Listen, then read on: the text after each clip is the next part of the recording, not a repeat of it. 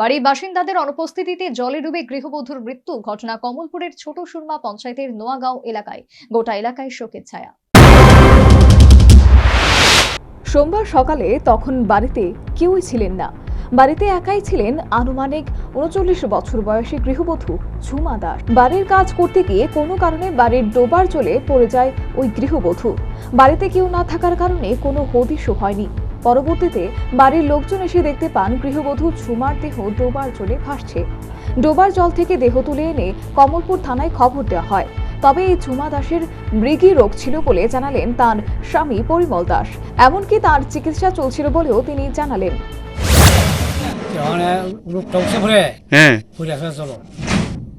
এই ডোবাটা কোন সময় আপনারা টের পেয়েছেন? আমি বাড়িতে আছি ৮টার সময় আছি, বাড়ি ৮টা-৯টার সময়। এরপর আয়া দেখি আমার বড় হলা গেছে, এখানে গিয়া দেখা নদী গিয়ে পৌঁছে ফেরাই। এরপর আমার কইছে আমি গিয়ে তুলে দেখি নাই। তো এই ব্যাপারে আপনারা ট্রিটমেন্ট করেছিলেন নি, মানে চিকিৎসা করেছিলেন নি? চিকিৎসা তো অনেক করাইছি। আচ্ছা, চিকিৎসা করাই ওই আগে দিমুখ কট্টা থাকতো একটা ওষুধ 1 মাসে, যেটা আগত গেছি বলে 30 করে দিছে, ক্যাপসুল দিছে 15 বড়ির দাম 215 টাকা। আপনার স্ত্রীর নাম কি? ঝুমা দাস। ঝুমা দাস।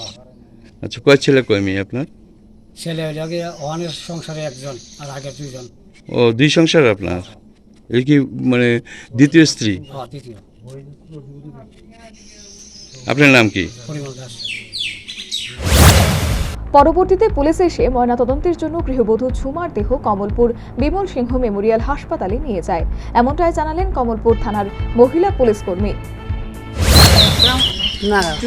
নোয়াগাঁওয়ের দিকে ছোট শর্মার দিকে একটা মহিলা জলে পড়ে মারা গেছে।